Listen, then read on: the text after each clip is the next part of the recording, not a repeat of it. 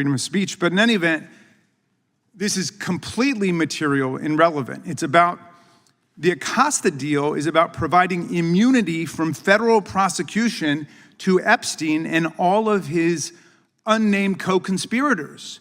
They were protected by that sweetheart deal. And this is about child sex trafficking, and the legislation is all about the protection of children. I don't see how it could be more aligned with the legislation here. Look, if you oppose it, if you don't want the file coming out, at least have the backbone and the courage to stand up and say you don't want it coming out. But don't say this isn't relevant to the protection of children. Give me a break. Imagine a rule that says the most powerful people in the country can argue forever about procedure, as long as they never have to argue about truth. That's the scene in this House Judiciary hearing. Not a debate about whether Jeffrey Epstein trafficked children. Not a debate about whether the government failed to stop him. Instead, a debate about whether Congress should even be allowed to talk about releasing the files. Before this turns into names or parties, understand why this moment matters. When transparency itself is ruled out of order, that's not a technicality. That's a warning sign. Representative Jim Jordan dismisses the amendment as irrelevant, calling it Trump derangement syndrome. That line lands hard, not because it's loud, but because of what it avoids. The amendment on the table is simple. Pause the bill until all Epstein-related documents are released to the public. No accusations, no verdicts, just disclosure. But instead of arguing against disclosure on the merits, the response is procedural. First, it's not germane. Then, it's partisan. Finally, it's mocked. That sequence is familiar to a lot of Americans. When an issue gets uncomfortable, institutions don't always deny the facts. They change the subject. Wait, hang on a second. Okay, yeah. Clerk will report, and then we'll go. Amendment to the amendment and the nature. Without objection, the amendment will be considered as read. The gentleman from Maryland is recognized to explain the amendment. Thank you kindly. My amendment's simple, Mr. Chairman. It would not let this bill take effect until all the Epstein files are released. My Republican colleagues have put forward multiple bills this markup that reflect what they say is a renewed focus on protecting kids against trafficking and exploitation.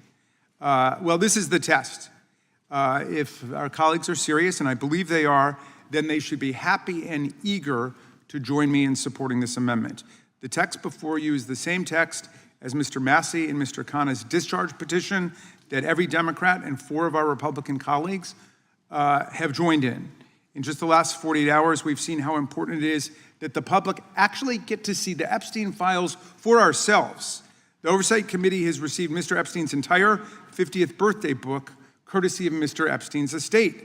This includes the now infamous and slightly juvenile birthday note and drawing that President Trump denied existed at all.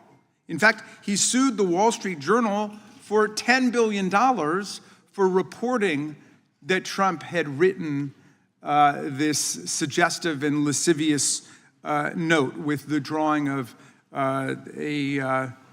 well, perhaps an underage girl's body, hard to say exactly what it is, but in that note he draws an outline of a woman's naked body, a young woman's naked body, wishes Jeffrey Epstein happy birthday, and then ends it with, "May every day be another beautiful secret." Well, this is now public, and it clearly includes the president's signature. He's disputing that it's his signature, but it looks exactly like about 100 other signatures that we have from the president, including on federal legislation. So let's not allow this to be another beautiful secret before we proceed. Let's open up the Epstein files. The book also includes some disturbing, never before seen images that appear to depict Epstein grooming young girls. It includes a never before seen document where Epstein and a longtime Mar-a-Lago member are joking about selling a woman, a quote, fully depreciated woman, to Donald Trump for $22,500. You can see it yourself if you have any doubt about it. Look, it's time for all of us to decide, Democrats and Republicans alike. The country is unified around this. Are we going to be on the side of transparency and accountability, or are we going to be on the side of the human traffickers and those who collaborate with them? and collude with them and protect them. There is a stench of corruption, predation, and exploitation that now hangs over this whole matter.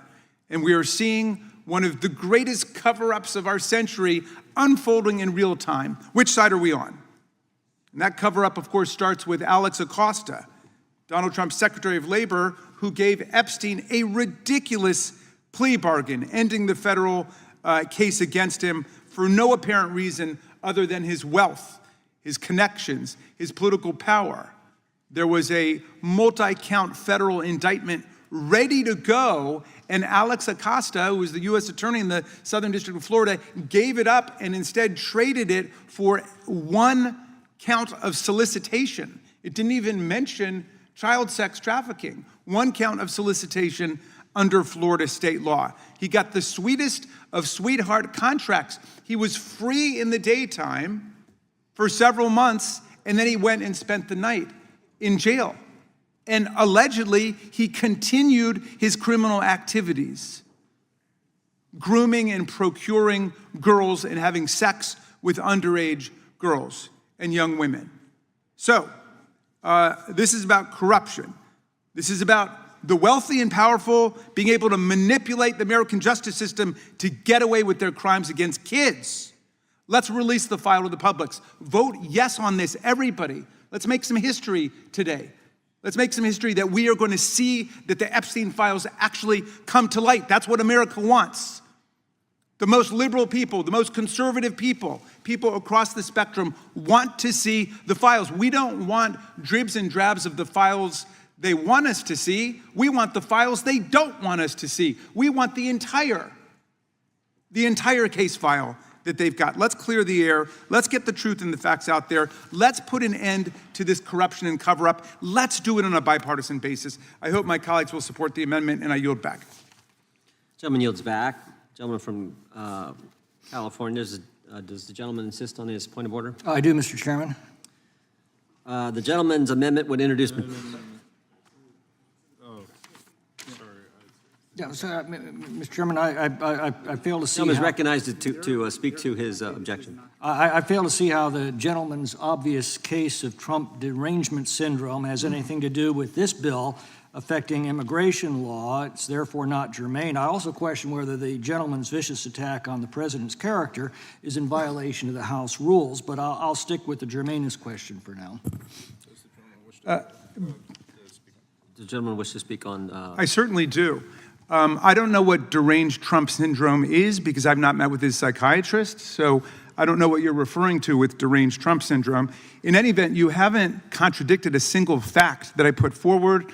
It seems like you want to try to impinge on my free speech rights or my speech and debate rights. That's a bizarre turn of events, given that we've just been talking about the First Amendment and freedom of speech. But in any event, this is completely material and relevant. It's about the Acosta deal is about providing immunity from federal prosecution to Epstein and all of his unnamed co-conspirators.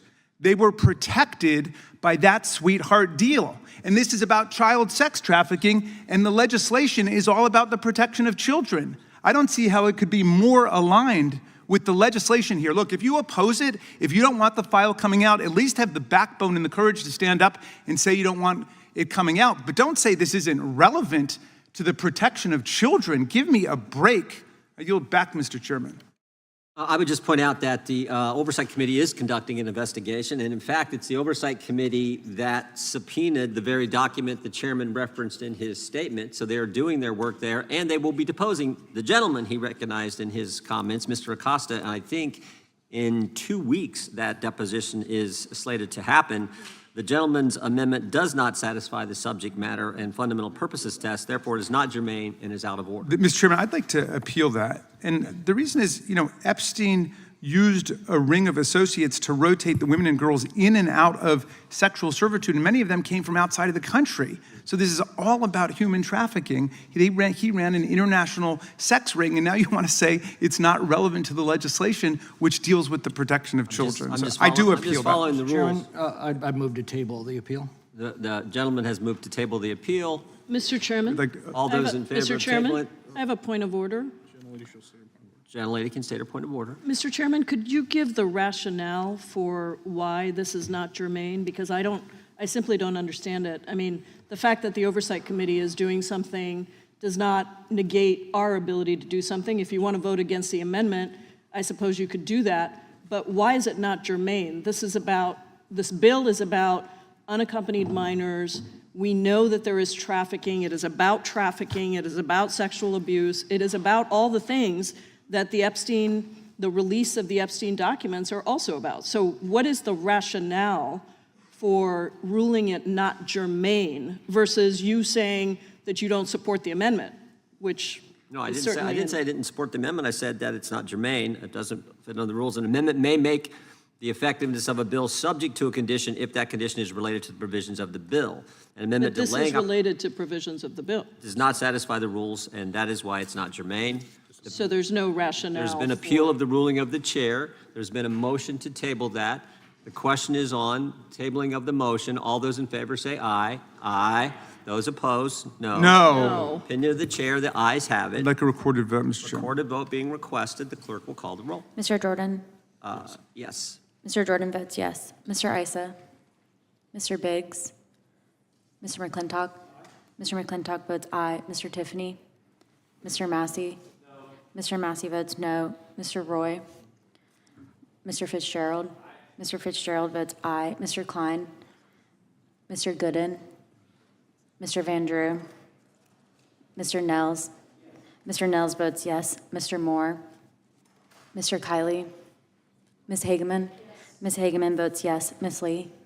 Ms. Lee votes yes. Mr. Hunt? Mr. Fry? Mr. Fry votes aye. Mr. Grothman? Mr. Grothman votes aye. Mr. Knott? Mr. Knott votes yes. Mr. Harris? Mr. Harris votes yes. Mr. Onder? Mr. Schmidt? Mr. Schmidt votes aye. Mr. Gill? Mr. Baumgartner? Mr. Baumgartner votes aye. Mr. Raskin? No. Mr. Raskin votes no. Mr. Nadler? Mr. Nadler votes no. Ms. Lofgren? Mr. Cohen? Mr. Johnson? Mr. Johnson votes no. Mr. Swalwell? Mr. Liu? Ms. Jayapal? Ms. Jayapal votes no. Mr. Correa? Mr. Correa votes no. Ms. Scanlon? Mr. Neguse? Ms. McBath? Ms. McBath votes no. Ms. Ross? Ms. Ballant? Ms. Ballant votes no. Mr. Garcia? Mr. Garcia votes no. Ms. Kamlager-Dove? Ms. Kamlager-Dove votes no. Mr. Moskowitz? Mr. Moskowitz votes no. Mr. Goldman? Mr. Goldman votes no. Ms. Crockett?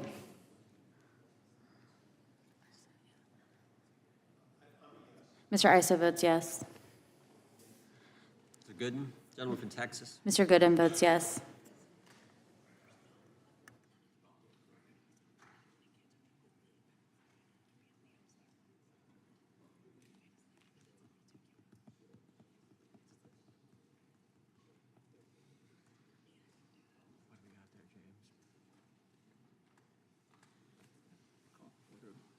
Clerk will report.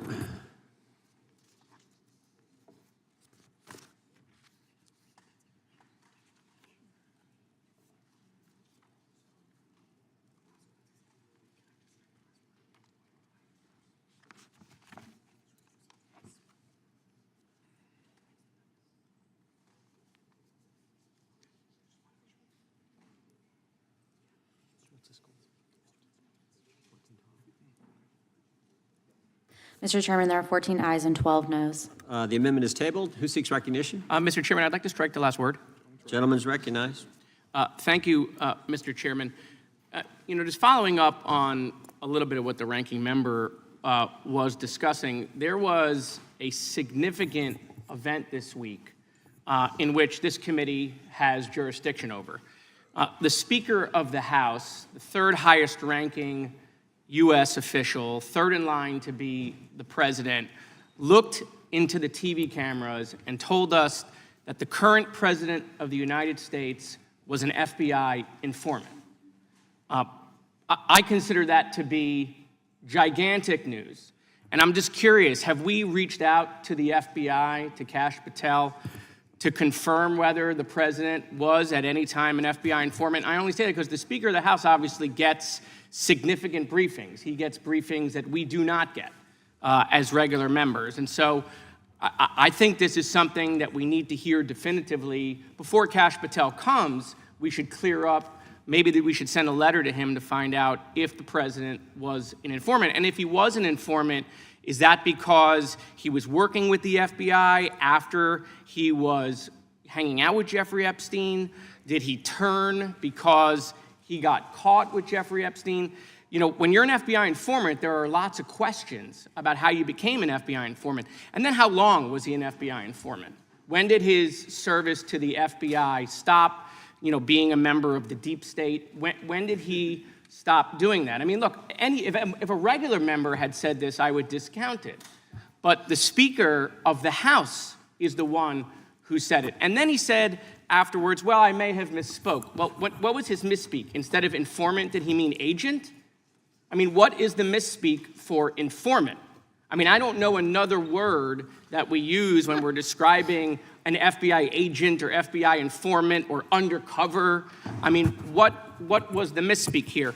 And if he was lying then, is he lying now? I'm just confused. Perhaps maybe the Speaker should come to our committee and tell us what he meant when he said that. It's just... Point of order?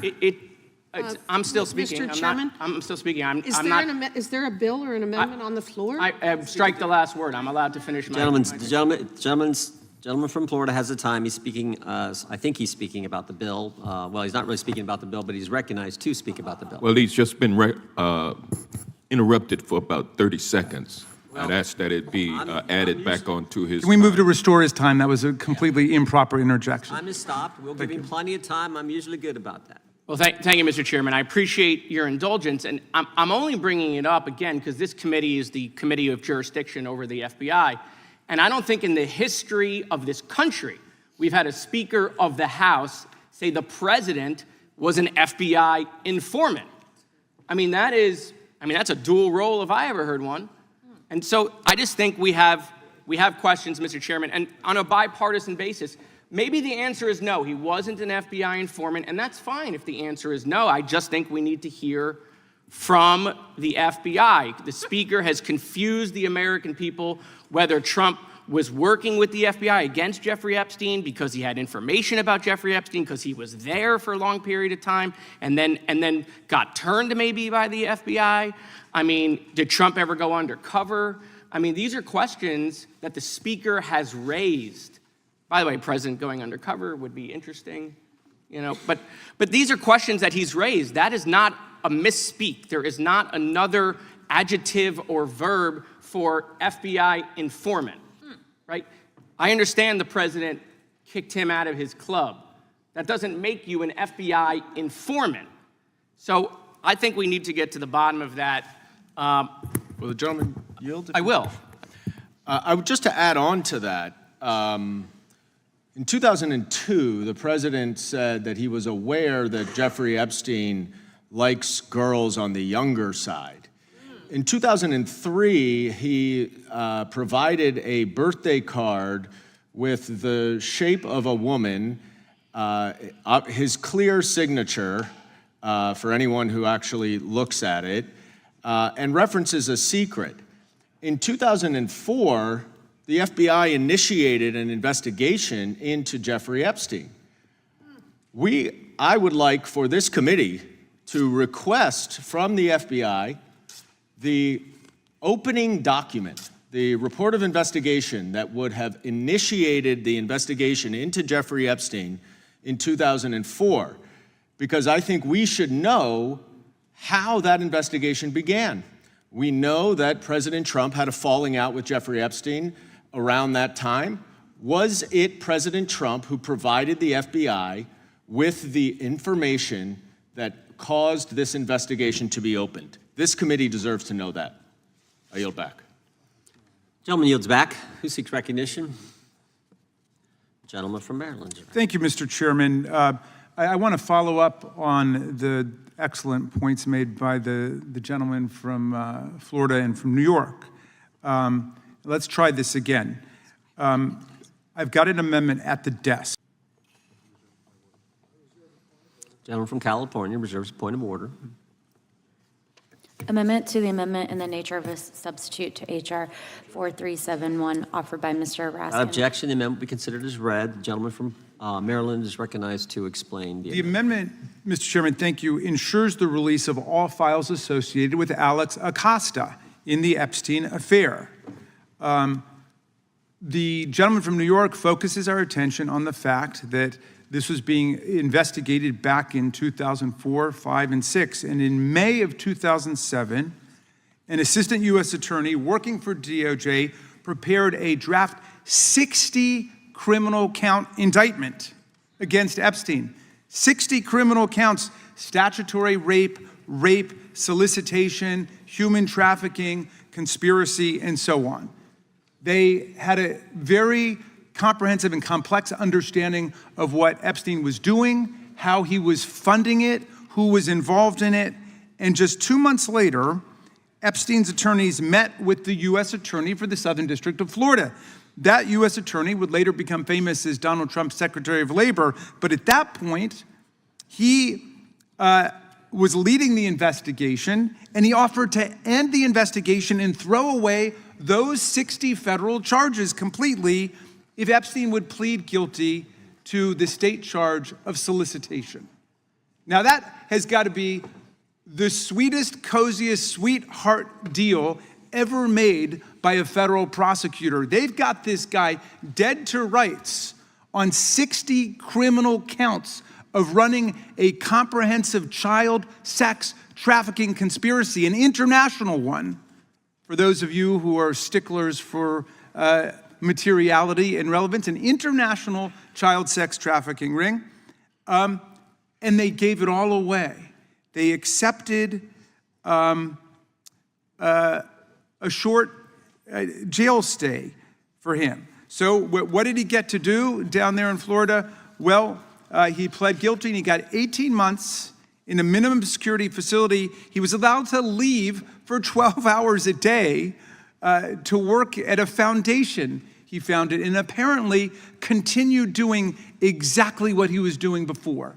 And I don't want to be too graphic and lurid because there might be kids watching, but he was doing precisely the kinds of things that we're talking about in terms of the protection of children. He was violating children, violating young women, and then he would go and spend the night in jail. And in the meantime, he was able to bargain immunity for all of these other people who were working for him. The gentleman yield. Yes, by all means. In other words, while he was doing all the sexual predation, the government was providing room and board and meals and making it cheaper for him to do so.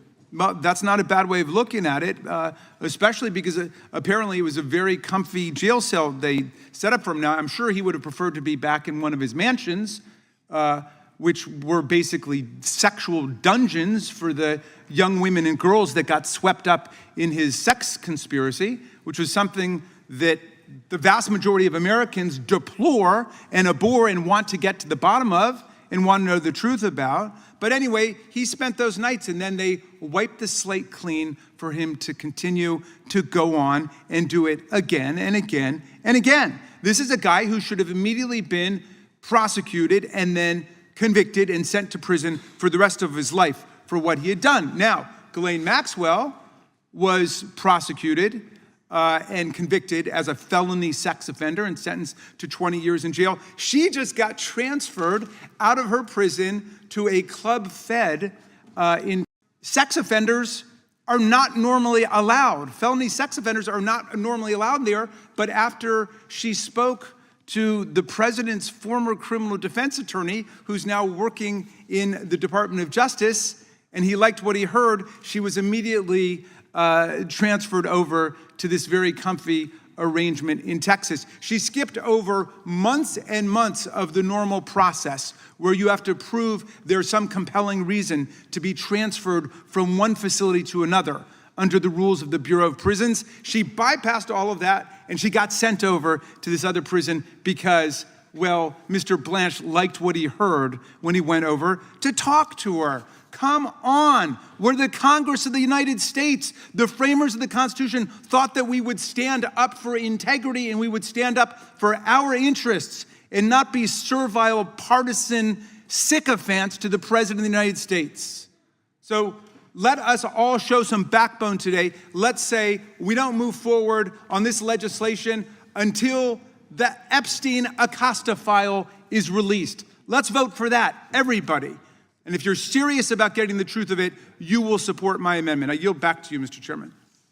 The gentleman yields back. I would just point out that the director of the FBI will be sitting at that table 1 week from today, and all the questions and concerns Mr. Moskowitz raised, he can ask the director, he can ask him right to his face, and we'll get the answers. And then with regards to Mr. Acosta, he will be being deposed on the 19th of this month. So in 9 days, he'll set for a deposition where he will be under oath.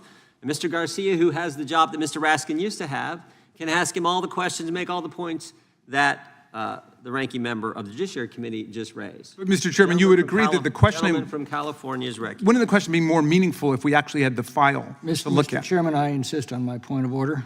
Gentleman insists on his point of order. Does the sponsor of the amendment...